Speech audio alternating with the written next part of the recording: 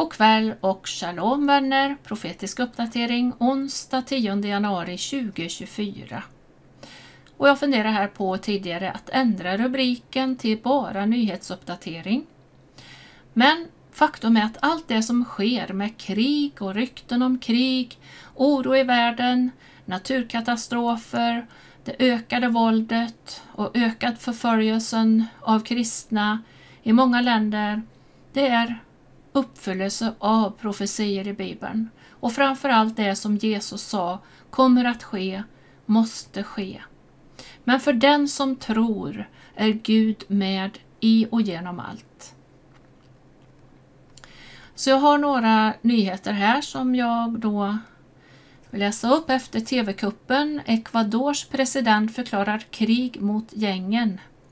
Våldsspiralen i Ecuador vinner allt mer fart. I ett dekret som utfärdats av presidenten beskrivs hur landet befinner sig i en intern väpnad konflikt och militären får i uppdrag att slå ut de kriminella gängen. Undantagstillstånd råder i hela Ecuador efter tisdagens uppmärksammade stormning av en tv-studio i Guayaquil. Kuppen var dock bara en av en lång rad våldsdåd det senaste dygnet. Väldigt, väldigt otäckt och obehagligt där. Och en annan rapport. Sydkorea flyttar tung utrustning till gränsen mot Nordkorea. Mitt i en allvarlig upptrappning av relationerna med Nordkorea flyttar Sydkorea tung utrustning inklusive stridsvagnar till den 38:e gränslinjen som är den inofficiella gränsen mellan länderna. Så har Amir Tsafati skrivit på Telegram inom citation de oskyldiga i Gaza. Telegramgruppen med 3000 FN-lärare, det är ju UNRWA, det FN-organet som ger pengar till de så kallade palestinska flyktingarna på Gazaremsan, firade och hyllade massakern den 7 oktober, kallade mördarna för hjältar, hyllade den utbildning som terroristerna fått och delade bilder på döda och kidnappade israeler. Vi har skärmdumpar av det hela. Jag läste ju upp en artikel igår om att FN och Hamas är bundsförvanter. Det är mer än skrämmande. IDF har lokaliserat den största vapenproduktionsanläggningen sedan krigets början. Raketer med en räckvidd på 100 kilometer tillverkades på platsen. Miljarder i bistånd kunde ha gått till att göra Gazabornas liv bättre. Istället finansierade man denna terrorism. Och så skriver Amir: jag är rädd att det är för sent för amerikanska judar. De måste ge sig av omedelbart. 2024 håller redan på att bli det farligaste året för judar utanför Israel sedan förintelsen. Och som vi vet i Bibelns profetier så är det också en profetiskt att judarna återvänder och samlas i sitt land Israel. Och en del återvänder för att de vill dit och andra flyttar för att de inte längre är trygga i de länder de bor. Men var och en som förtröstar på Gud, Elohim, och hans ord är tryggast i världen. Och så är det var vi än befinner oss. Men det här är också Guds vilja att judarna ska samlas och upprättas i sitt hemland. Därför att det har Gud lovat. Här kommer 2 videos snart. Och den första skulle jag ha lagt ut egentligen för ett par dagar sedan, men det blir idag istället. Och det är Gilad Erdan, Israels FN-ambassadör, som det står markerar Kvir Bibas första födelsedag genom att presentera en tårta till FN. Och Kvir tog som gisslan i Gaza med sin 4 år äldre bror och sin mamma och pappa. Han var bara 9 månader och har då häromdagen fyllde han 1 år, och det är vad Gilad Erdan vill uppmärksamma i FN. Ett FN som är hårdhjärtat, kallt och som inte visar något som helst medmänsklighet och stöd för Israel.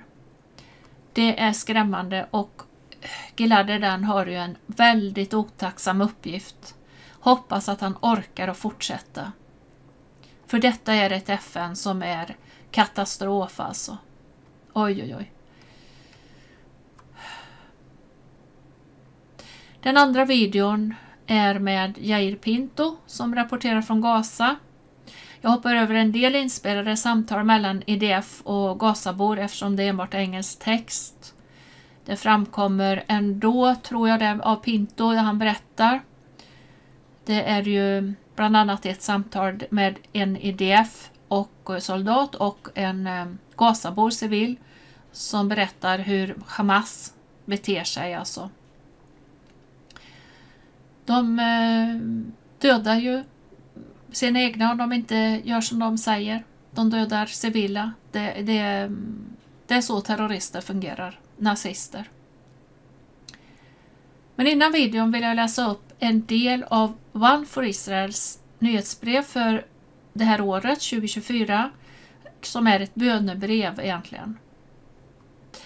Vi har sett en dramatisk ökning av människor som vänder sig till Gud i dessa svåra tider, liksom många andra organisationer och ministries. Gud använder svåra tider för att skaka om oss och få oss att lyfta blicken. Han har gjort det om och om igen med Israel. Se hos Sea 5 och till exempel, och det återkommande mönstret i domarboken. Och det verkar verkligen som om man gör det nu. Kanske kan du se en liknande dynamik där du bor. När ondskan växer, lidandet ökar och människor börjar söka Gud om hjälp. Låt oss gå in i det nya året, inte med rosafärgade glasögon av villfarelse, i hopp om att allt kommer att bli underbart, utan med nykter medvetenhet om Guds verk på jorden.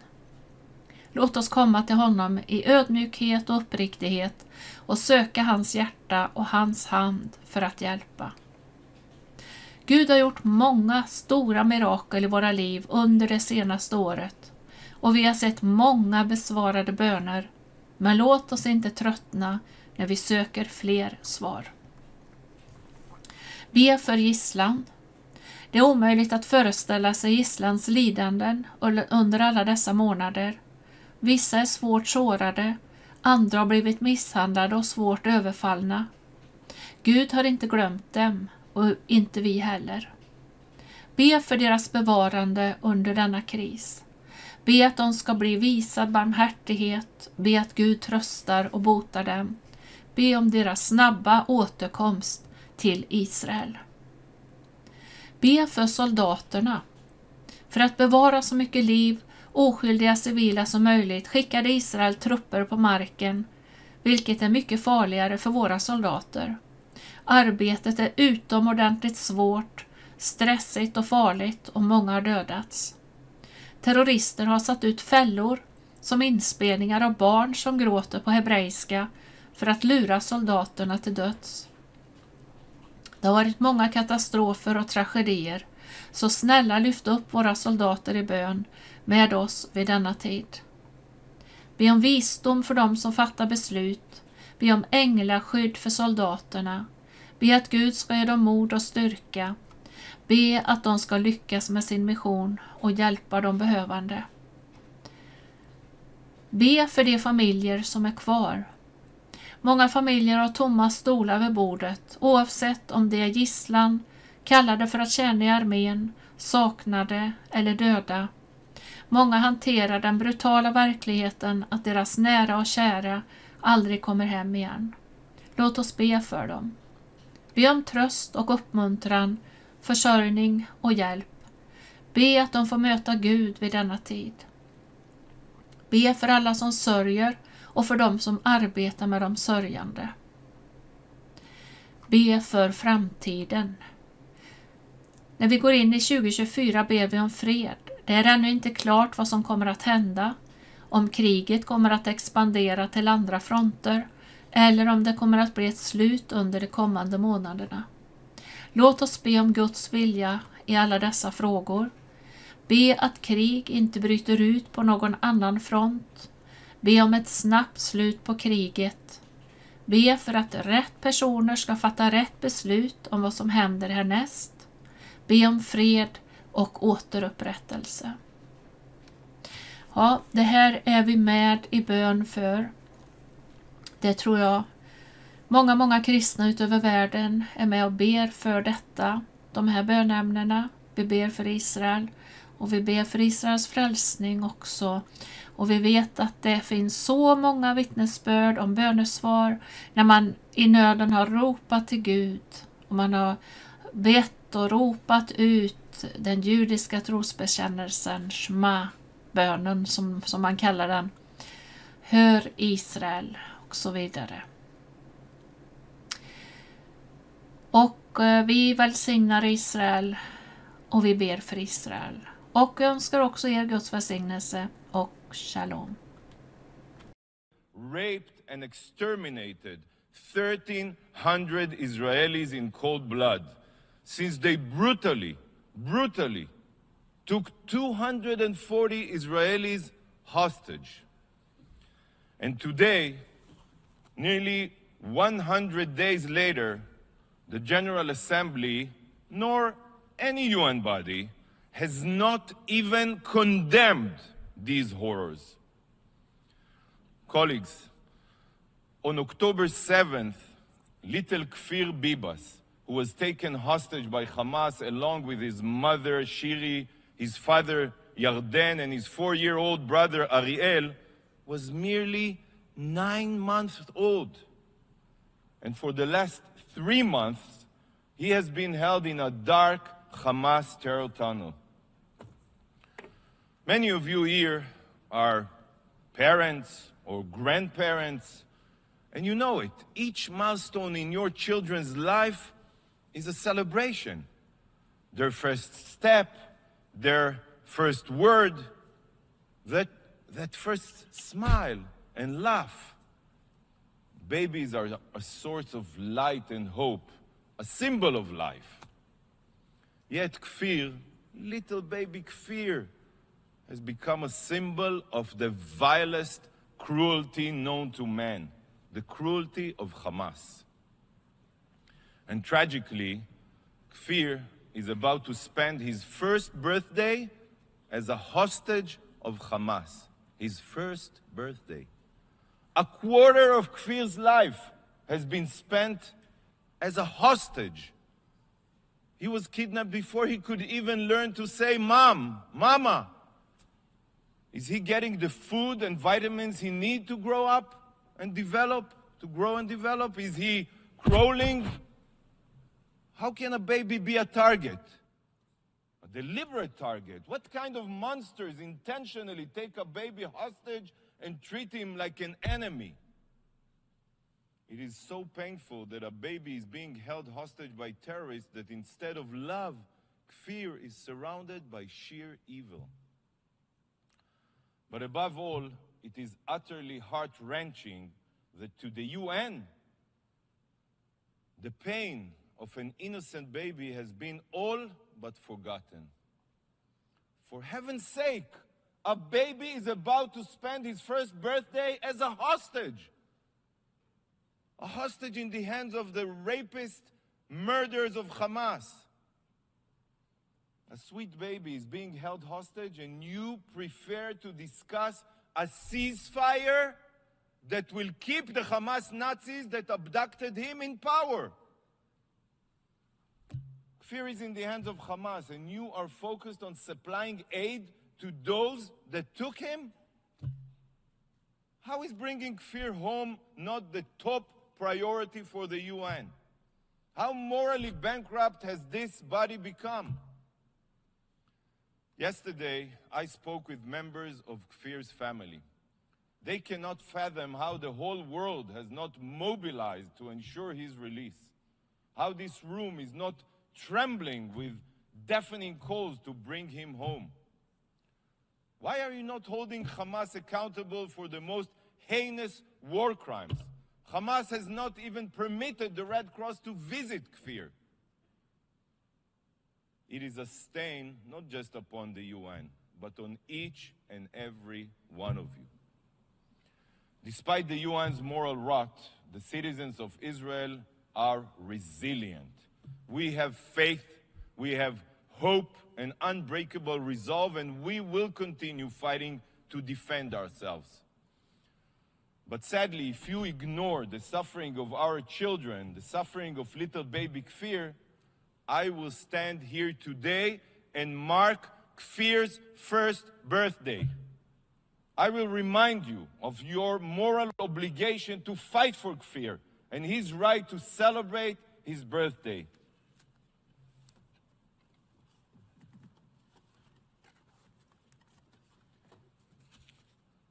Kfir, this birthday cake is for you. You are the reason Israel is fighting day and night. I only wish for you, for your first birthday, that next year, God willing,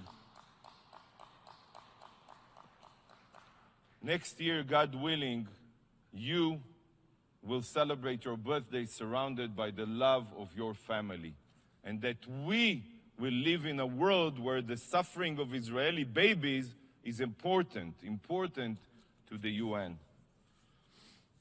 Mr. President, I ask that Kfir's cake remain here as a painful reminder, so that every speaker today remembers Kfir and our duty to bring him home.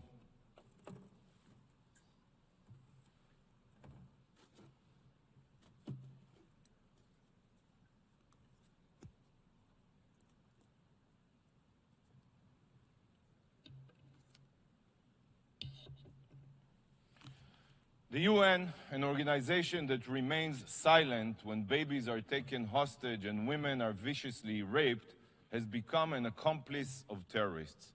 And if the UN is an accomplice to terrorists, it has no justification to exist. Look at Kfir. Imagine this was your child. Would you stop fighting to bring him home? Not in a million years. Colleagues, Kfir is one of 136 hostages held in Gaza.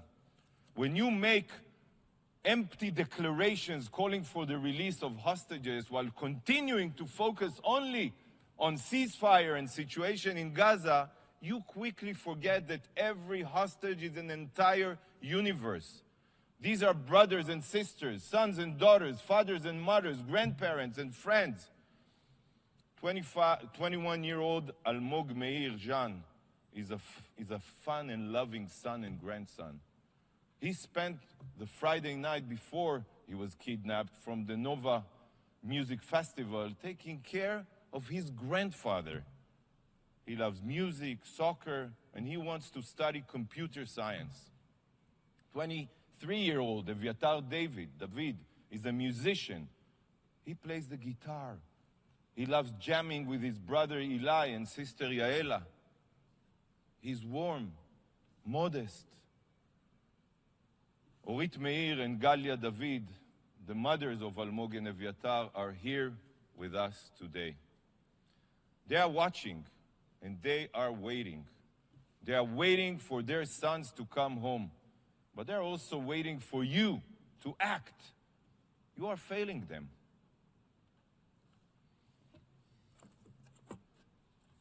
This picture, I hope you've seen it. This picture was on the front page of the Daily Mail yesterday. Look at these girls. Look at them. These are the before and after pictures of Liri Albag, Karina Ariev, Daniela Gilboa, and Agam Berger, who were taken hostage by Hamas. See how the hope in their eyes has turned to horror, and how their smiling faces have been beaten and bloodied after violent abuse. Look at their faces. Why are you silent? What have you done here to bring them home? Nothing. Colleagues, Hamas Nazis viciously raped Israeli women before executing them and used sexual violence as a weapon of war. CNN, the New York Times, and many other media outlets published extensive evidence of Hamas's sexual violence. But here, at the UN, the body that supposedly represents the bastion of human rights, silence. Silence. Israeli women are not women, and Israeli children are not children. I cannot imagine what all the hostages, women and men, are suffering right now.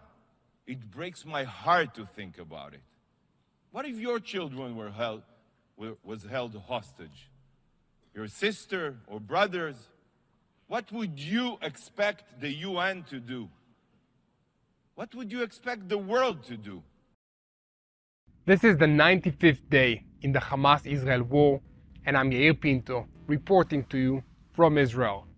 It is just ridiculous that since the beginning of the war, there has been global blindness to Hamas's cynical and systematic use of the residents of the Gaza Strip. For some reason, only Israel faces constant criticism, while Hamas, Daesh, Hezbollah, and other pro-Iranian organizations and branches of the Revolutionary Guards in Iran are abusing their citizens, and only Israel is to blame. The residents of Gaza are suffering under Hamas rule. Hamas is a despicable terrorist organization that exploits the Gazan population and uses it as human shields.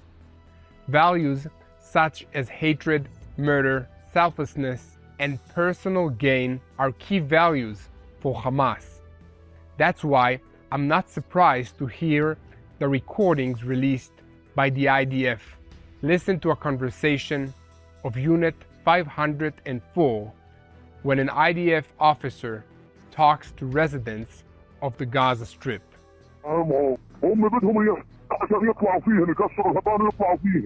In another conversation, a Gazan cook is heard telling how Hamas steals UNRWA warehouses and takes the food of Gazan citizens. It's sad to say, but it's even getting worse, because in another conversation, we hear how Gazan citizens share that Hamas killed his cousin because he tried to ask UNRWA, the United Nations organization that is designated to help Palestinians, for help. Hamas is difficult. It is about a terrorist organization that got out of control and became an army. It does not respect any law and no international rules. Hamas is a terrorist organization. In the same breath, I want to congratulate another important elimination that the IDF conducted in Bet Jen in Syria. The IDF neutralized Hassan Aksha. This man was primarily responsible for launching the rockets of the terrorist organization Hamas from Syrian territory towards the State of Israel in recent weeks. Yes, Hamas is operating from Syria and conducting attacks against Israel. From the beginning of the war, Hassan directed terrorist groups of Hamas, which fired rockets from Syria towards the territories of the Jewish state. That's why he was eliminated. In the El Burij camp in the heart of the Gaza Strip, fighters from the 36th Battalion located factories for the production of ammunitions, but when the information checked, it was revealed that the entire camp is one big factory that manufactures ammunitions for Hamas. This is a densely populated camp consisting of civilian buildings where Hamas terrorists produced many tons of weapons that were used by the terrorist organizations on the October 7th massacre attacks against Israel. The entire El Burij camp is a terrorist stronghold for the production of weapons in the Gaza Strip, and many factories were found in it that were producing long-range rockets, explosives, and precision-guided missiles, including mortars, explosives, and small arms, as well as unmanned aerial vehicles, suicide drones. Some of the factories were found underground at a depth of 30 meters below the surface. In addition, IDF forces eliminated dozens of terrorists who tried to attack the troops.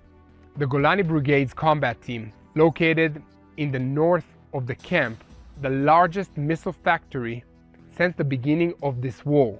Components of long-range rockets that can reach the north of the country, mortar bombs, charges, and ammunitions were found in that location.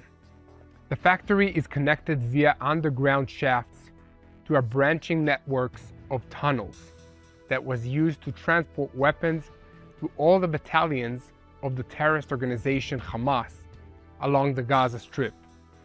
Following the preliminary intelligence information, the operation resulted in significant damage to Hamas's ability to strengthen and create weapons in the Gaza Strip and prevented further damage to Israel. In southern Khan Yunis, the fighters of the 7th Brigade's combat team carried out scans of terrorist infrastructure located next to civilian homes and terrorist offices. During the searches, weapons, grenades, radios, and many intelligence documents were located. In addition, the forces uncovered a shaft in a school area, toys of AK-47 weapons, and photos documenting school children that are trained in weapons.